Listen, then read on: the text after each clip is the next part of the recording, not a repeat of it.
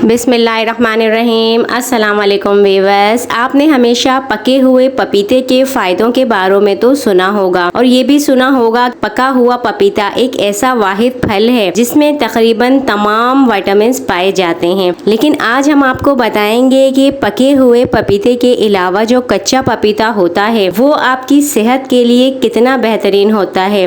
भले इसका जायका कई लिहाज से पके हुए पपीते से कम होता है, लेकिन फिर भी ये सेहत के लिए कितना ज़्यादा मुफीद होता है। पपीते का शुमार उन फलों में किया जाता है जिन्हें एक मुकम्मल ग़िज़ा कहा जाता है। कच्चा पपीता बहुत से ऐसे मूज़ी मर्ज हैं जिनमें इंसान को फ़ायदा पहुंचा सकता है, जैसे कि शुगर। कच्चा पपीता आम इंसान के साथ साथ शुगर के मरीजों के लिए भी कितनी ज़्यादा अफादियत रखता है। शुगर के मरीज इसे खाते हैं, उन्हें इस फल से, कच्चे पपीते से क्या फ़वाइद हो सकते हैं। साथ ही वो लोग जिन्हें शदीद तरीन या पुराना कब्ज है, उनका कब्ज नहीं टूटता है, अगर वो कच्चे पपीते को खाते हैं तो उनका कब्ज किस तरह खत्म होता है। मगर सवाल ये है कि कच्चे पपीते को आखिर खाया किस तरह से जाए, क्योंकि कच्चा पपीता खाने में जायकेदार नहीं होता है। ये भी हम आपको बताएंगे कि कच्चे पपीते को आप किस तरह आसानी के साथ खा सकते हैं और कच्चा पपीता किसके लिए सख्त नुकसानदेह है, या खवातीन कच्चा पपीता खाती हैं तो उन्हें नुकसान पहुंच सकता है। तमाम बातें आपको बताएंगे इस वीडियो में। वीडियो को पूरा देखिएगा, इसके बिल्कुल नहीं कीजिएगा।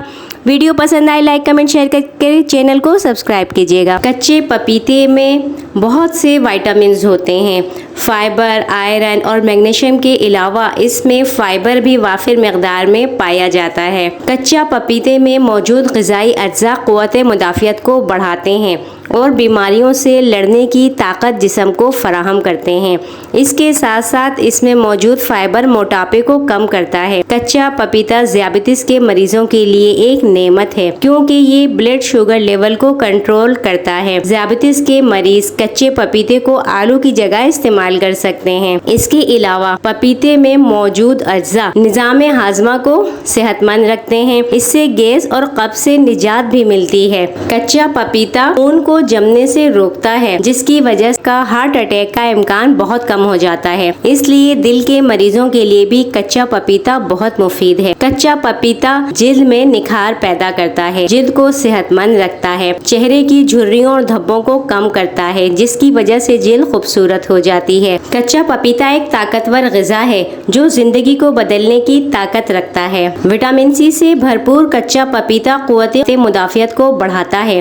कच्चा पपीता सूजिश को कम करता है और दायमी बीमारियों के खतरे को कम करने में मदद करता है। साथ ही ये ब्लड प्रेशर को भी कंट्रोल करता है। कैलोरीज इसमें बहुत कम होती हैं। फाइबर की मिकदार ज़्यादा होती है, जिसकी वजह से कच्चा पपीता मुस्तकिल खाने से वजन कम होता है। कच्चा पपीता कैंसर के ख़त्म करने को भी कम करने में मदद कर सकता है। कच्चा पपीता किस तरह से खाया जा सकता है, क्योंकि कच्चे पपीते का जो जायका होता है ये इतना मज़ेदार नहीं होता है, थोड़ा सा कड़वा होता है। तो आप कच्चे पपीते को इस तरह से खा सकते हैं कि कच्चे पपीते को उबाल कर या कच्चा खा सकते हैं।